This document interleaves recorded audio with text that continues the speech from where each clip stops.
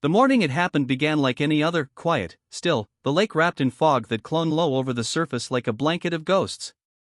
I remember stepping out onto the porch with a mug of coffee in hand, the bitter steam warming my face as I looked across the water. The old bridge, my father's bridge, was there as it always had been, weathered timber arching over the narrow cove, dew glistening on its handrails. It was more than wood and nails. It was a tether to memory. That's why I almost didn't register the sound at first. It was faint, distant, the steady grind of machinery. A low, rumbling growl that didn't belong to the birds or the frogs. My chest tightened. I set the coffee down and listened harder. Then it came again, the crash of something heavy, a sharp crack echoing across the water. No. I dropped the mug, porcelain shattering at my feet, and tore down the path barefoot, gravel biting into my soles. Branches whipped at my arms as I sprinted through the trees toward the shoreline. And then I saw it. My heart slammed against my ribs. The bridge was under attack. 2 men in neon safety vests swung sledgehammers into the support beams, their blows thundering like execution drums. A small excavator perched on the bank, its claw chewing through the posts with mechanical indifference. Splinters rained into the water, boards groaned and cracked, the lake swallowing each piece with a mocking splash. No! My voice tore from my throat, raw and panicked. The younger of the 2 men froze, sweat streaking his forehead under a backwards baseball cap. He looked at me with startled guilt, like a boy caught with his hand in the cookie jar. But the other one, older, heavier, didn't pause. He muttered without looking up, "HOA orders, pal." Not my call. His hammer swung again. Stop. I staggered closer, chest heaving. You can't do this, it's my property. The excavator groaned, steel jaws snapping through the final joint. The bridge shuddered violently, timbers bowing under the strain. My pulse screamed in my ears as I lurched forward, but it was too late. With a final splintering crack, the structure gave way. It collapsed in a spray of wood and water, crashing into the lake in a broken heap. The sound rang through me like a death knell. My knees went weak, and I almost fell where I stood. That bridge wasn't just lumber. It was afternoons spent fishing with Dad, our poles dangling over the railing. It was late nights where I stood with my high school sweetheart, fireflies blinking around us, the stars scattered across the sky. It was where my father, voice trembling, had told me after Mom died, "We'll make it, son. We'll always make it." Now it floated in pieces, lifeless. And then I heard the voice. "Well, Mr. Rourke. Glad you're here. Saves me a trip." I turned, my vision burning, and there he was, Gerald Whitman, president of the Lakeshore Homeowners Association. He stood on the gravel path like he owned it, golf shirt crisp, khakis pressed, clipboard tucked beneath his arm. His gray hair gleamed in the morning sun, and his expression, smug, polite, rehearsed, made my stomach churn. My words caught in my throat, rage choking me. "You did this." Gerald's mouth twitched into a smile. "Correction. The association authorized it. The board voted unanimously last week. The structure was unsightly, unsafe, and ultimately a liability for property values. We have to think of the entire community, Daniel. My father and I built that bridge." My voice cracked, fury and grief tangled together. "And now it's gone." His tone was cool, unyielding, like a teacher correcting a child. "Sometimes it's best to move on from the past." I stared at him, unable to breathe. Around us, the contractors packed up, coiling ropes and loading their tools, their silence heavy. The excavator rumbled back from the shoreline, leaving behind broken planks bobbing like corpses. Gerald adjusted his glasses, tapping the clipboard. "You agreed to the bylaws when you bought into Lakeshore. The lake is communal property. Structures extending into it fall under HOA jurisdiction. We simply exercised our right to enforce the rules. Nothing personal." "Nothing personal?" My fists clenched so hard my nails dug into my palms. "You destroyed the last thing my father left me. That bridge was." He cut me off with a condescending chuckle. "Daniel, this is about aesthetics, not sentiment. You can't expect private nostalgia to override community standards. I wanted to hit him. God help me, I wanted to wipe that smirk off his face. But I didn't. I couldn't. Because that's what Gerald wanted me to snap, to give him a reason to find me, to drag me into court. That's how he operated, with technicalities, loopholes, and smug smiles. So I just stood there, jaw trembling, words strangled in my throat. Gerald gave me one last glance, satisfied. Good day, Mr. Rourke. Enjoy the view. He turned and strode away, leaving the ruins of my father's bridge rotting in the water. I sank to my knees on the shoreline. The water lapped at my ankles, carrying bits of shattered wood to shore. I picked one up, running my hand over the rough grain. My father's hand had once placed it there, hammering it into place with me at his side. Now it was just driftwood. That night, I couldn't bring myself to go inside. I sat at the end of my dock, the crickets and frogs filling the air with their song. The lake glimmered under a cold sliver of moon, reflecting nothing but emptiness where the bridge had been. I thought of my father's laugh, the sweat on his brow as we worked side by side, the way he'd patted my shoulder when we'd driven in the last nail. Gone. But grief wasn't the only thing twisting inside me. As I stared across the dark water, my gaze drifted east to the far end of the lake, where the treeline thickened into a wall of brush and shadow. Hidden beyond those cattails lay the old dam. Most people didn't even know it existed. Built in the 1940s by a timber company, it had long since been forgotten, swallowed by vines and rust. To the HOA, it was just an old ruin, a curiosity at best. But I knew better. My father had shown it to me when I was a boy. We'd hiked there one summer afternoon, sweat dripping down our faces, until he stopped at the concrete wall with its rusted floodgate. See this, Danny, he'd said, resting a hand on my shoulder. This lake isn't natural. The water stays here because of this wall. This gate controls it. Never mess with it unless you have to, but always remember, this place exists because someone wanted it to. I remembered the padlocked hatch, the corroded gears, the way my father's eyes lingered on it, serious in a way I rarely saw. And I remembered the key. It was still in his old tackle box, tucked away in my garage. A small, heavy piece of iron, teeth worn down with age. The HOA thought they controlled the lake. They thought bylaws and votes gave them power. But real power sat rusting in the woods, waiting for a hand to turn it. My father had given me the bridge. But he'd also left me the key. And as I sat there on the dock, the night wrapping cold around my shoulders, I made a promise to myself. If they could erase my father's memory, I could erase their kingdom. The lake was theirs. But the dam was mine. Revenge doesn't roar. It doesn't strike like lightning, clean and sudden. No real revenge is a patient animal. It stalks. It waits in the tall grass of your mind, breathing in rhythm with your anger, until the moment you finally slip the leash. After the bridge came down, I let the grief settle inside me like sediment at the bottom of a glass. It hardened, layer by layer, until something else grew on top of it, something sharp. For weeks, I watched. From my back porch, I could see Gerald Whitman's sprawling home 2 lots down, his deck lights glowing like a stage where he paraded his superiority every evening. He'd sip wine with his wife while their golden retriever roamed the lawn, his laughter carrying across the water. He looked like a king surveying his kingdom. And he believed he was untouchable. Then there was Patricia Green with her gaudy McMansion that looked more like a Vegas hotel than a home, always boasting about her imported Italian tiles and 4-car garage. I caught her once screaming at a landscaper because the begonias didn't match the HOA-approved shade of pink.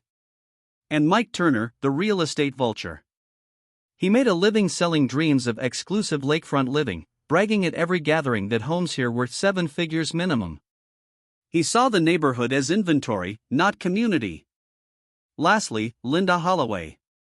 She was the self-proclaimed cultural chair, the one who forced everyone to install the same tacky plastic reindeer every Christmas. She'd filed 3 separate complaints against me in the last year, once because I left my trash can out overnight, once because my grass exceeded community height standards, and once because my porch light bulb was the wrong wattage. They were Gerald's army. Together, they ruled the HOA like a monarchy. They had destroyed my bridge because it didn't fit their polished postcard vision. But I had something they didn't. The dam. Every night, after the neighborhood fell asleep, I would hike to the far eastern edge of the lake. The air smelled of wet leaves and mud, my flashlight beam cutting through the cattails until it landed on the concrete wall. It was half swallowed by vines, rust streaking down its face like dried blood. The old floodgate will rose from the ground like a relic, its iron teeth orange and pitted with time. The first time I touched it, the metal was cold, unyielding. I oiled the gears, each squeak echoing into the stillness like a whispered secret. Slowly, the gate began to budge, groaning as though awakening from decades of slumber. The sound sent a thrill through me. I didn't throw it open all at once. That would have been reckless. No, revenge had to breathe. I turned the wheel just enough to let the water bleed through a trickle at first, then a stream, spilling down into the creek bed below. The roar was soft that night, but it filled me like fire. By morning, nothing looked different. The lake stretched wide and glittering, Gerald's deck reflected in its surface. But I knew. The balance had shifted. Day after day, I played the role of the broken man. I kept to myself, avoided confrontation, even nodded politely when neighbors said, "Shame about the bridge, Dan." Gerald smirked at HOA meetings, certain his victory was absolute. But each night, I turned the wheel another notch. The first signs appeared in the second week. Docks sat a little higher, their ladders dangling uselessly above the waterline. Boats bumped against dry mud instead of bobbing freely. Fish clustered closer to the center, the shallow edges revealing cracked earth. At first, the residents dismissed it. Seasonal shift, they said. Just nature doing its thing. But by the end of week 3, panic spread like wildfire. I saw Patricia standing on her lawn one afternoon, shrieking into her phone as her pontoon sat tilted in the muck. Mike stomped down the dock in his loafers, cursing loud enough for the whole cove to hear as his prized jet skis scraped bottom. Linda sent out panicked HOA newsletters with phrases like temporary anomaly and natural drought conditions. Gerald stayed calm. Or at least, he pretended to. He reassured everyone at the emergency HOA meeting, held in his grand living room with its vaulted ceilings and overpriced art. I sat at the back, quiet as always, while the board tore at each other. "This is unacceptable." Patricia snapped, her face blotchy red. "I paid over $1 million for this house, and now I can't even use the damn lake. My buyers are walking away." Mike shouted, slamming his fist onto the table. "We've lost 4 sales this month." 4. Do you understand the financial catastrophe we're facing? Maybe it's an algae bloom. Linda offered desperately, though her voice cracked with doubt.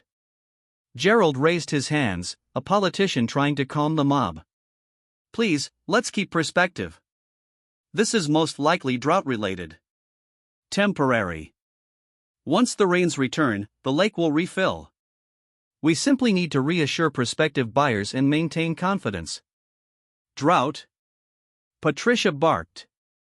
"It rained last week, Gerald." The room devolved into shouting again, their polished composure unraveling into raw, frightened bickering. And I just sat there, silent, my lips twitching at the corner. The war wasn't loud. It wasn't violent. But it was mine. The next day, Gerald came to my dock. I found him there in the late afternoon, clipboard under his arm, measuring tape stretched across my railing. My blood turned to ice. "What the hell are you doing?" I demanded. Gerald didn't even look up. "HOA inspection. Your dock's wood stain doesn't match the approved palette.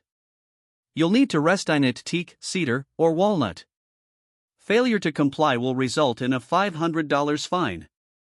I stared at him, rage coiling in my chest. "You destroyed my bridge. Now you're harassing me about the color of my dock? Read your bylaws, Daniel." He straightened, his smug smile back in place. "This shoreline is technically HOA managed property. You agreed when you signed. I'll let you know when the fine is posted." Something snapped inside me. I didn't yell. I didn't curse. I simply whispered, "Get off my property." His smirk faltered for the briefest second, but then he turned and strutted away, leaving the echo of his arrogance behind him. That night, under a moonless sky, I went back to the dam. The key slid into the padlock, the tumblers clicking open with a sound that felt like destiny. I put both hands on the wheel and began to turn. Rust screamed in protest, gears grinding as the gate heaved wider. A surge of water exploded through the channel, roaring into the darkness below. The dam trembled, alive again after decades of silence. Spray misted my face, cool and sharp. My pulse thundered with the current. This was no longer about grief. It wasn't even about the bridge anymore. It was about power. For the first time since my father's bridge had been torn down, I didn't feel broken. I felt whole. The lake had been theirs. But the dam was mine. By the fourth week, the lake was unrecognizable. What had once been a glittering jewel of exclusive lakeside living now resembled a wound, muddy, cracked, stinking of rot. Fish carcasses dotted the shoreline, bloating in the sun. Docks tilted drunkenly on stilts that no longer touched water. Boats that had once floated with ease sat beached, their hulls groaning against dried earth. The smell was unbearable, decay and algae mixed with desperation. But the worst smell of all was fear. The HOA board scrambled like ants in a flood. Patricia Green screamed at contractors on her lawn, demanding answers. Mike Turner cursed into his Bluetooth headset, shouting about buyers canceling contracts. Linda Holloway sent out HOA newsletters twice a day, full of empty reassurances that fooled no one. And Gerald still tried to wear his crown. He strutted through the neighborhood, clipboard under his arm, telling anyone who would listen that the situation was temporary. "These things happen," he'd say. "It'll bounce back." But his eyes betrayed him, tight, darting, sleepless. The empire he'd built on bylaws and arrogance was crumbling, and I was the one pulling the stones out from beneath him. Every night, I hiked to the dam. Each turn of the wheel thundered like a war drum. The creek below swelled into a river, frothing and furious as it carried the lake away piece by piece. I'd stand in the spray, chest heaving, heart pounding, feeling the power surge beneath my hands. It wasn't grief anymore. It wasn't even revenge. It was justice. And then, one night, Gerald found me. It was late, midnight or later. The air was thick with the smell of wet earth, the sky smothered by clouds. My flashlight beam cut across the dam's concrete wall as I leaned into the wheel, muscles straining. The gate groaned, resisting, before yielding another inch. Water roared into the channel, louder than thunder, drowning out every thought. Then, footsteps. Crunching on wet gravel behind me. Slow, deliberate. I froze, the wheel under my hands, and turned. The flashlight caught him, Gerald Whitman, his perfect polo shirt rumpled, hair plastered to his forehead with sweat. His face was pale, his eyes wide with something I'd never seen in him before: fear. "I knew it," he hissed, his voice sharp and brittle. "I knew you were behind this." For a moment, neither of us moved. The roar of the floodgate filled the silence, a beast breathing between us. "You destroyed my bridge," I said finally. My voice was steady, calmer than I expected. Gerald's lips curled, but the usual smugness was gone. "It was against HOA regulations. We voted. It was an eyesore, a hazard. This," he gestured wildly at the roaring water. "This is criminal, Daniel. You're ruining everything. Do you have any idea how much property value we've lost?" I laughed. It came out jagged, bitter. "Property value? That's all you ever cared about. You never cared about the people who live here. You never cared about memory. Or family. You cared about numbers on paper." He took a step closer, his shoes sinking into the mud. "This isn't just about me. You're destroying the entire community. Everyone suffers for this." My hands tightened on the wheel. The spray from the gate misted across my face, cool and sharp. "You made me suffer first." Gerald's voice cracked, desperation seeping through. "Close it. Now. Or I swear I'll. I spun the wheel. The dam screamed, gears grinding as the floodgate opened wider. The roar doubled, a tidal surge crashing into the darkness. Gerald's words drowned in the sound, swallowed by the torrent. He lunged at me, rage blazing in his eyes, but I shoved him back with both hands. He slipped in the mud, cursing, scrambling to his feet. His khakis were soaked, his clipboard lost in the current. He looked less like a king now and more like a man watching his throne burn. "This isn't just your lake," he shouted, his voice hoarse against the roar. "You're dragging everyone down with you." I met his gaze, steady, unflinching. "Then maybe they'll finally understand what it feels like." And with that, I turned the wheel full open. The floodgate screamed like a dying giant, tearing wide. Water exploded through, a torrent so violent the ground shook beneath my feet. The lake heaved as if alive, waves racing backward, docks collapsing in splinters. Boats toppled and cracked against the mud. The air filled with the sound of rushing death, a roar that seemed to echo through the heavens. Gerald staggered back, shielding his face from the spray, his curses lost in the chaos. He stumbled into the trees, retreating like a beaten animal. I didn't follow. I stood on the dam, the spray soaking my clothes, and watched the empire drain away. By dawn, the lake was gone. Where once shimmered a mirror of blue now lay a wasteland, cracked mud, broken piers, and dead fish glistening in the morning sun. $1-million homes overlooked nothing but ruin. The news spread like wildfire. County officials arrived, bewildered. Lawsuits flew, neighbors turned on each other, the HOA board collapsed under the weight of bankruptcy and shame. Patricia sold her mansion for pennies.